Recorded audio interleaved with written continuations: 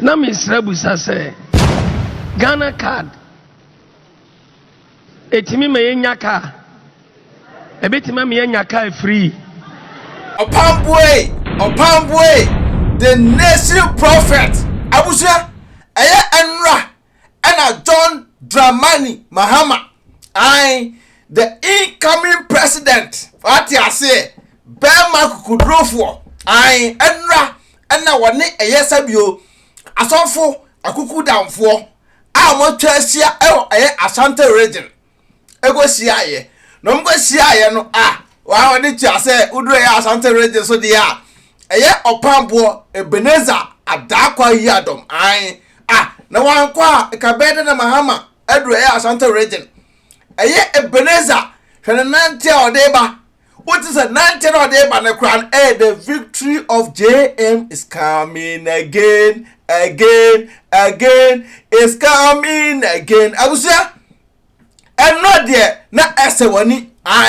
once I pine there there biano me adia sabi emu hwam adia no kre na me sabi metra na maka na meka na se eja no ehyewa fakọ na ko pizza bi na we Enra Opambuor dressing your the koyi was on point. What I say, Mpaibo na kobo eno so no, which is a more hamiye. Na Opambuor na nti odi koyi. MPP for no bre muni ya moja. Kum. Hey! Ade ene mikotia bi kra say education is good na na education na MPP for na moja rechira na mo ka say education is good no. Ade ntina mo yere no Mama enko Ghana enko to our medication so ewo Ghana na mo monte abrochira good system na mo live ha no obeti Ghana na senepa ebeko school ebete brofo akese ebeka the right word ewo English mu age private schools no matter mo asa kiro mo saito any self education no ena I can say Owusu Bempah can say free education bomb shit. Yes. Because free education okotena them na obi okotena fie 3 months there. What me pay skirt and blouse no atwam. We and now share the way the nation see na nanti odi koba ya. Ukokuma se dia Opambuor oba ne kra so dia hey Jani Owusu Bempah nie na Ultimus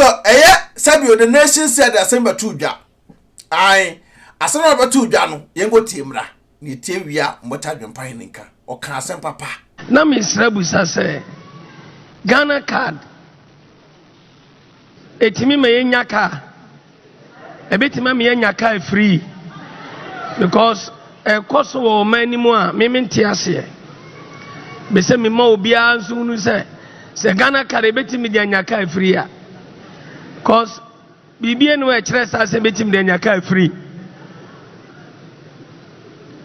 o ma BM no wa check free wom enam be se me busa sa 7 na ewura president yi anu ma me misre na da Roma se ebetimi me nyaka free a na ma yemfa ya ho ntoso because yentimi nya na ye sa nti sa na da 7 no eno no ana BM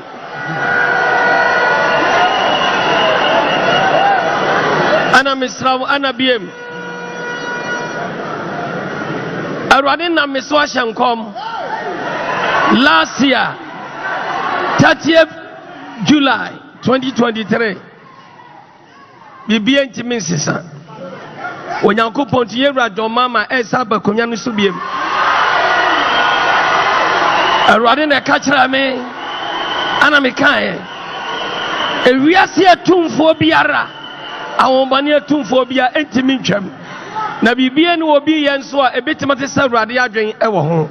Awurade sha Ghana manyina na dia me pesa metia ne Ghana card na me tese etimi me nya car free etimi me menya Land Cruiser ye benya shape kuratinam ye benya private jet no mesram no kura na se enya no kure munche me nyina ye ho bi amen yamo yensema prophet wa ensam pay etirimpao utensema Ebenezer the nation prophet busa ye ya nurse ono ankasa no wa answer ne ho dada Ghana card ye de Ghana card ya Bawumia ene Kufuado de bayi kro no ye because Kufuado ene Bawumia count ni pa o metima tua ho tax bosom yeso a onim se sika we na ba account mu nya Ghana fo no odwene mu ho tie o yete wo ene Kufuado second time Kufuado be ka kire Ghana fo nyina se yes, electricity bill 3 months or the chobia. I water bill so 3 months or the chobia. And I go forward Emma Ghana for 3 million there because COVID abba to be answered them. Okay, my penny, why are there? Ya to abba now go forward SNVM or VM when I got court cobra Mahama asunjwe hine wankasa. I go forward was aje. Kufuado edge ya you see January mu Kufuado say hey Ghana for me HS na me per manya wi saade afei na mba ba kire mo pa Kufuado esan edge sa 3 months na o de che Ghana for no o je ne back meboa mo me kan kire me eti ya metrase na me hwe ne se sabi oye onipa bi mu a omutim pa ka se ye ma Bawumia emra sa nkofo nya me hu omo se sabio edwan a yakunu a ne ti yayi no nsuru nyina afiri ne yam atwe na yayi nyina afiri ntirim nya sabia no mutim wote abrochire wo se a good policy wo Ghana abrochire a wote ya wo se Ghana eye no wo ye boga wo bedo abrochire agi sabio Holland passport UK passport akaze US passport Germany passport wo fra wo se wo ye Ghana ni enu ntino sabio Ghana de ade a eso support adentina se Ghana ya de eso support na krona abatina aso no wo John passport because ukrom nye so ukrom ya na kwajo ukrom passport enu ntire ye kase se pesa Ghana enye good na nyina ye sako back ngotra my Ghana mu na etim ko business there John Mahama because Bawumia betra so Bawumia bana dollar eda say Bawumia buy dollar crown Mahama $200 eda 4% Bawumia buy eda say 17 eko 18 etu wote abrochira na wo kase Bawumia ene Kufuado ya ade no ade na ko Ghana ongotra 1 year oya boga oya MPP ni o ana ko Ghana ongotra 2 years yefo obuo emomo te Ghana omo na decide omo so ma bre eye Bawumia ene Kufuado Mahama na mo kase Mahama nye John Mahama nye Mahama policy so de ba na ye pa meti se bi mu kika nkwasasem ena akokọ enkete akokọ enkete sa akokọ enkete no yesi sabi konkonti ba obenyini abadane eye aponkyerene ai o se Mahama edi nyansa peto Ghana for tirim se sabio se wo start adea na se eye ensa no adwuma ana se bia se poultry farm ene ye ya ebeboa obi a ne all poultry farm Ghana no a wo hweso ye no wo ska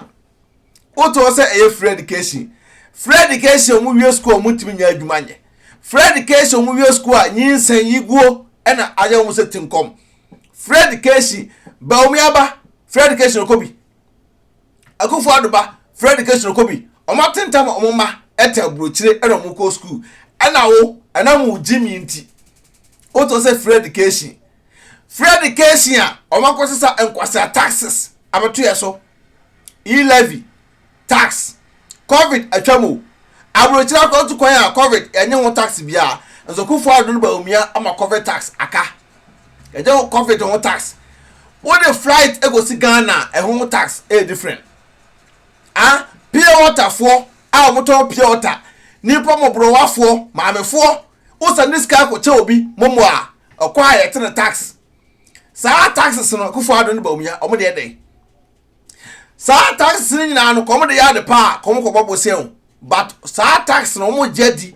asa ko bropo se kese asa adi aguso ame na wo wie na atabruchire na nya jimi na wajimi a we are panya wajimi me kan okre da chere because ya me ho bi before no kasa na Bawumia upaso ya ndit MPP ni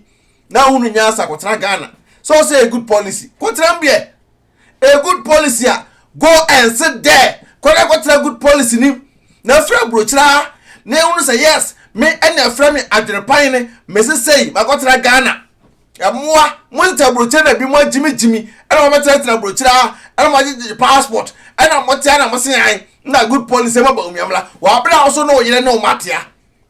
mo muso afo nyina agu abrochire enti mo nwene Ghana fo no ana ba omia wo sabi ba omia e de education ba mama ankobie mama ekobi ba omia nyakufo ado adom ye friend ni awai etira me adwempan no ya na me woni pa bi mu a na mo so omanyini huro omanyini akodo ba bi a adwene na sa ba yan kro adwene because ba omia ne akufo ado kro no ba omia nsema wo kan nyina ne e kire obi a sabi opposition ai because ba omia sem na wo kan no ase obi a fe no ba praba what I say ba omia so ne akufo ado e na ti akonwa so the citizen ba omia be ka kire ye say electricity bo ayedene water be bo ayedene tianto aba e ma ono ba omia na oba ondo betete so na nti wonto wona se be onya jimi na wajimi Opambuor Bɛɛf se wo time na nya jimi na wajimi a menya wo hwe na wo time a nye kurase ni na wo ya esi de se wo time I didn't tell some time John Mahama because ono ena the good policy ever wo de wo mote so wo say president oba mawo na wo be ma panyi wa tete so na ba omia papa sala kana ya yi na wutwatwa no ene ya pela ka papa so ono wi so a pewi pesconk me catch of pesconk eno na mo wadwu bie sa boka na boy se kofa bere obamia na wo hye no emwa o wo si wi a meme na papa ya praku ena wo so ko ye praku no ba wo de na wo praku na wo wi no ba omia enam na wo wi no eke enam papa apaifo nam na wo wi but ade a odi kan ya akore sa nam na emwa ba omia wo ye bad papa una kufu ado epese Ghana moto man no ena monya agimifo di mochi mama akoye ohunya asafo ene nya asase makwa akoto abusa tap send edwuma de come aso asne supreme code ya adwepan ne announce boy enterprise boy opipi ada da mawo destiny reference to trusts aso aboda so da mawo data swent pe bi na fa Sudan na yidi eba umia ene kufu ado achi a ade ba chi number 8 na kotoba na hwe number 8 I aka to Emma John Mahama ebefa ye fan form peace out Adwempa hene otwa supre kwabrafo wa ye kwa bibrim han bafo otwa burumu wode putupuriye buraburu ma mansan wo